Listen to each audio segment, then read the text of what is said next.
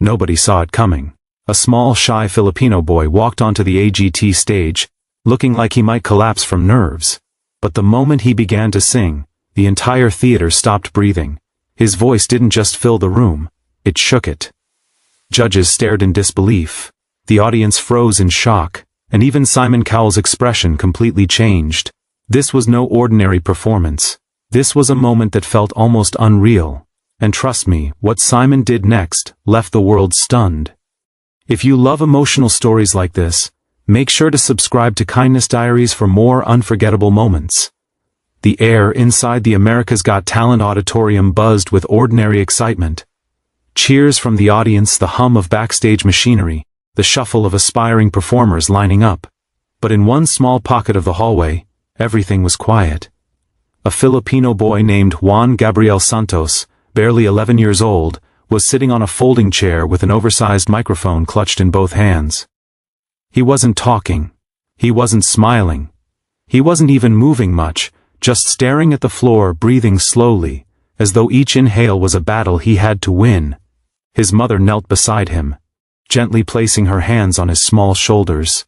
Her eyes were filled with a mother's fear and love, the kind of look only parents understand. "Anak, are you ready?" she whispered.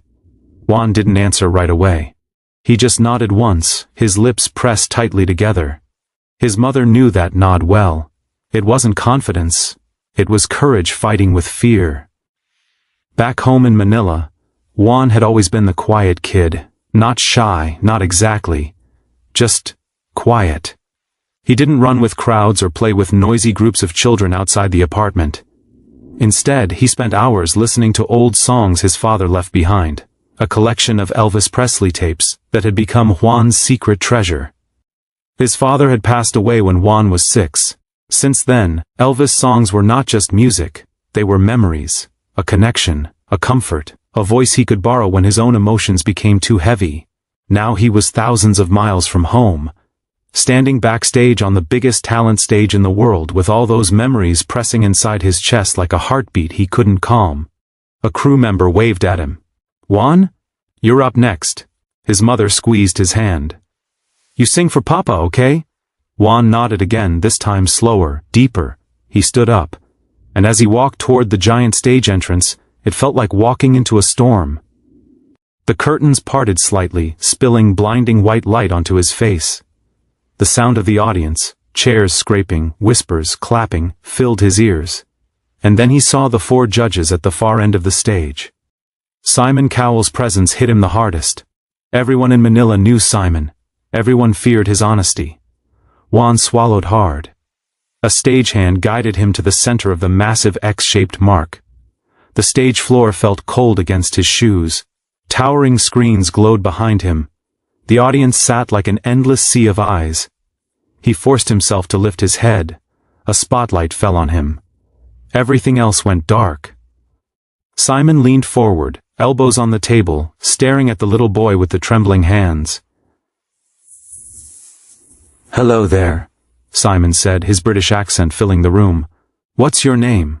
Juan's voice came out small. "My name is Juan, sir. From Manila." Simon nodded. "How old are you, Juan?" "I'm 11. The microphone almost slipped from his grip.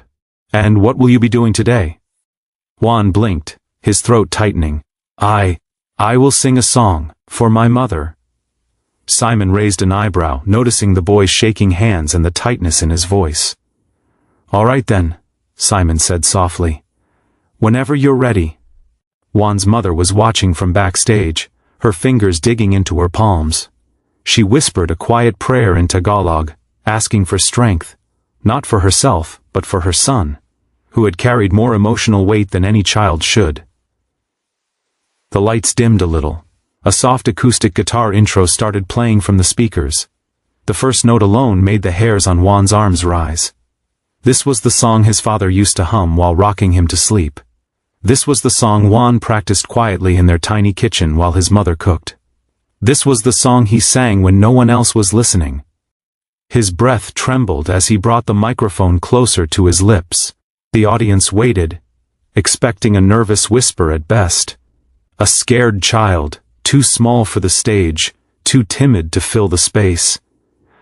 But they didn't know what lived in Juan's heart. They didn't know the fire his father left behind. They didn't know the sound waiting to break free from this tiny, quiet Filipino boy. He closed his eyes for one long second, remembering his father, remembering Manila, remembering every hardship, every night his mother cried, every moment he wished he could bring joy back to their home again. He took a deep breath, the kind of breath you take before stepping off a cliff. When he exhaled, his shoulders relaxed, his grip loosened, his fear melted, just a little. And then Juan opened his eyes. They were no longer filled with fear, they were filled with purpose. The entire auditorium leaned forward without realizing it. A strange stillness settled over the crowd, a silence deeper than anticipation, a silence that felt like destiny tightening its grip. And as the soft intro reached its first chorus, Juan inhaled again, preparing to reveal the voice he had hidden his whole life. His mother, backstage, covered her mouth. She knew that look. She knew what was coming. The judges, unaware, waited. The crowd, unprepared, breathed in. Juan lifted his chin by just a few inches. A small movement, but powerful, like a signal that the world was about to shift. The quiet kid from Manila was about to open his mouth. And no one in that room, not the judges, not the crowd, not even his mother, was ready for what would happen next. The moment the soft acoustic intro faded into the first bar of the melody, the entire theater shifted, silence thickened, eyes narrowed with focus. Even the judges' casual expressions tightened, sensing something unusual in the air. Juan stood small beneath the towering spotlight, clutching the microphone with both hands. A single breath escaped him, a shaky inhale that echoed faintly through the auditorium speakers. His chest rose slowly, his eyes closed again, and then he opened his mouth.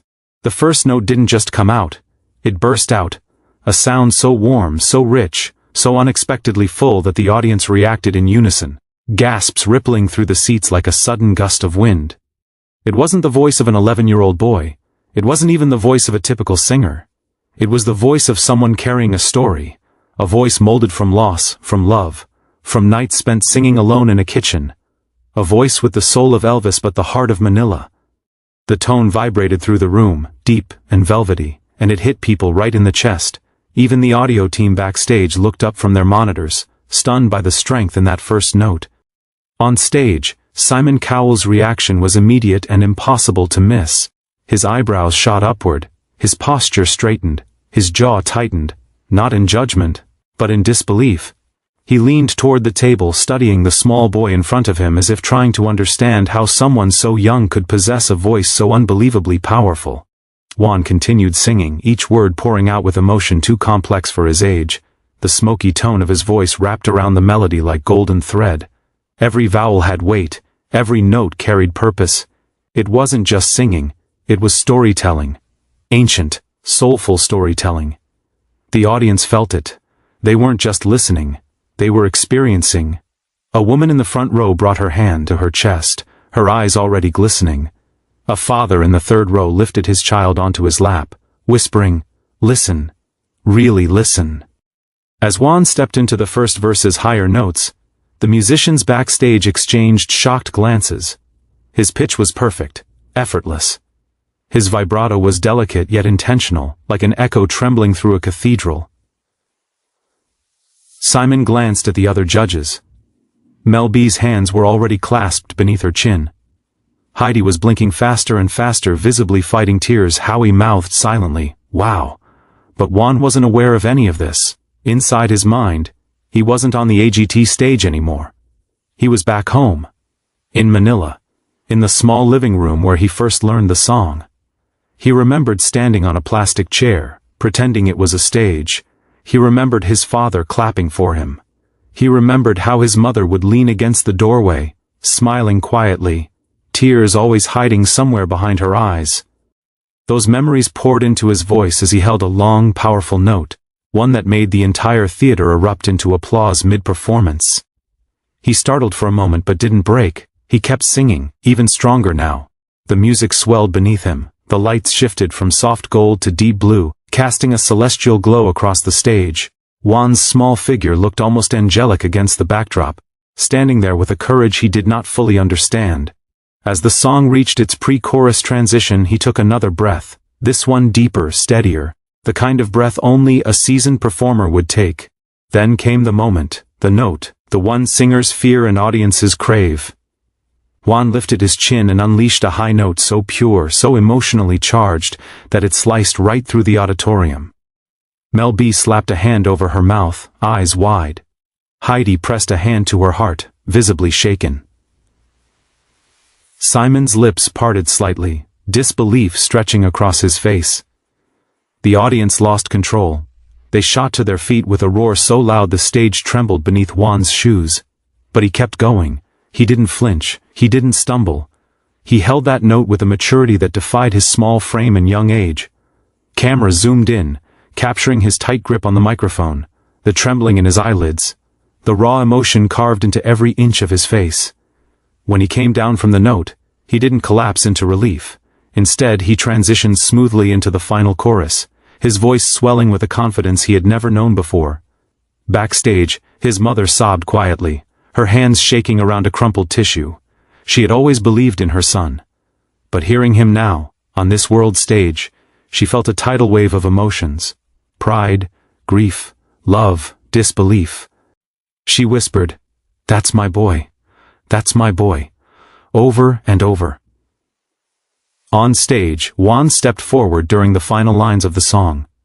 His small feet moved with a new kind of certainty, like he suddenly belonged there, under those lights, before those judges, in front of millions watching around the world. He lifted his gaze to the audience for the first time, and something shifted.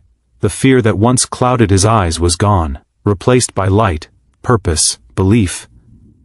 As he sang his final note, a softer, trembling note filled with beauty, the entire theater sank into silence again. Not because the moment was over, but because they didn't want it to end. When the note faded, Juan lowered the microphone slightly. His chest lifted with a shaky breath. He glanced toward the judge's table, and froze. Simon Cowell was still standing, still speechless, still staring. That's when Juan realized something extraordinary. He hadn't just performed a song. He had shaken the entire AGT stage. He had moved hearts. He had broken expectations. He had awakened something inside everyone watching. The Filipino boy from Manila, quiet, humble, almost invisible, had just revealed a voice powerful enough to stop America in its tracks, and the world would never look at him the same way again. The final note lingered in the air like a fragile thread of gold, trembling softly before dissolving into silence. For a heartbeat, no one moved. Not the judges, not the audience, not even Juan himself. Still clutching the microphone, the little Filipino boy stood frozen at center stage, chest rising and falling with the uneven breath of someone who had poured every piece of their soul into a single performance. And then, the room erupted. The cheers blasted upward like a volcano, loud, wild, unstoppable. The theater shook beneath hundreds of stomping feet and thunderous applause. People were screaming his name, waving their hands, standing on chairs, trying to get a better look at the boy who had just delivered the most unforgettable performance of the season. Juan blinked rapidly, overwhelmed. He hadn't expected applause. He hadn't expected cheering. He certainly hadn't expected this, a roar so powerful it felt like the walls were vibrating. For a moment he simply stood there, trembling, unsure what to do. Backstage, his mother was crying so hard she could barely breathe. A cameraman turned toward her, capturing the raw emotion on her face, the way her hands covered her mouth, the way her knees nearly buckled beneath her. She whispered his name like a prayer, Juan, anak ko. On stage, Simon Cowell lifted a hand, signaling to the audience to quiet down.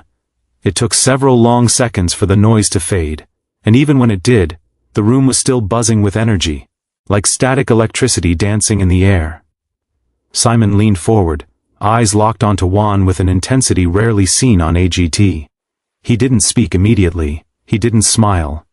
He simply stared, studying the boy as if trying to understand how such a powerful voice could come from someone so fragile-looking. Finally he spoke, Juan, just his name. but the entire audience fell into immediate silence. Even Juan felt his heartbeat slow, waiting for what came next. Simon exhaled softly, shaking his head in disbelief. "What you just did," he said, his voice deep, steady and sincere, was extraordinary. A ripple of gasps and cheers surged through the audience again, softer this time, filled with emotion rather than shock. Juan's lips parted. He wasn't sure he'd heard correctly. Simon Cowell, the Simon Cowell, was praising him. Not in a polite, superficial way, not because he was a child, but because he deserved it. Simon continued, his voice warming. "I don't think you understand how rare your gift is. That voice, that soul, that emotion." He paused again. Juan held his breath. "You moved every single person in this room, including me." The crowd erupted once more, this time softer, like a warm wave of encouragement, lifting the boy higher and higher. Juan blinked rapidly, trying to hold back tears, but as his mother walked slowly onto the stage, arms trembling, he couldn't hold them anymore. He ran into her embrace, burying his face in her shoulder as she wrapped him tightly, protecting him from the world even while the world celebrated him. She whispered to him in Tagalog, her voice cracking with every word. "Narinig nila, anak, narinig nila kung gaano ka especial." They heard it, my child. They heard how special you are. The audience awed softly at the emotional moment. Camera flashes sparked across the theater. The judges exchanged warm smiles. But Simon wasn't done. He stood up slowly, pushing back his chair with purpose. The crowd stirred. People already knew what it meant when Simon stood. Juan looked up from his mother's shoulder, confused. Why was Simon still standing? Why was the music suddenly swelling again? Why was everyone leaning forward? Then he saw it. The golden buzzer, glowing on the judge's table like a beacon of destiny. Simon placed his hand over it. His expression softened, something almost fatherly flickering beneath his stern exterior. "You deserve something very special," Simon said, his voice thick with emotion. The crowd screamed. Juan's heart slammed against his ribs. His mother clutched him closer, shaking, and then, bam! Simon slammed the golden buzzer with his full palm. For a split second the world paused, and then, confetti exploded from the ceiling. Gold rained down in shimmering waves, lights burst into brilliant shades of warm amber and glittering white. The music soared, triumphant, emotional, overwhelming. The entire theater transformed into a golden storm. Juan gasped loudly, covering his mouth with both hands. His mother burst into tears again, clinging to him as the confetti fell all around them. The judges stood, applauding wildly. People in the audience cried openly, wiping their faces with tissues. Some were jumping up and down. Others clasped their hands together in prayer-like gestures. The host ran onto the stage, screaming over the music. "Juan, you did it! You got the golden buzzer!" Juan looked around, stunned. It didn't feel real. None of it did. Just minutes earlier he was a trembling boy backstage, whispering prayers with his mother. Now confetti spilled into his hair. Now thousands of people were chanting his name. Now Simon Cowell, the toughest judge in the world, had chosen him. His mother cupped his face in her hands. "Your father is watching," she whispered. "He's proud of you." That broke him. Tears streamed down his cheeks, unstoppable, raw, pure. He reached out instinctively, and his mother pulled him into a hug so strong it felt like the world disappeared. Behind them, a giant screen lit up. Juan Gabriel Santos, golden buzzer. The audience thundered again. Confetti continued to rain, shimmering under the spotlights. And standing there, wrapped in gold, in his mother's arms, under the gaze of millions watching at home, the quiet boy from Manila transformed into something else. Not just a contestant, not just a singer, but a star. This was the moment that changed everything. The moment that rewrote his future. The moment the world discovered the little Filipino boy with the voice powerful enough to shake America. And in that golden storm, Juan whispered softly to himself, half prayer, half promise. "I'm going to make you proud, Papa."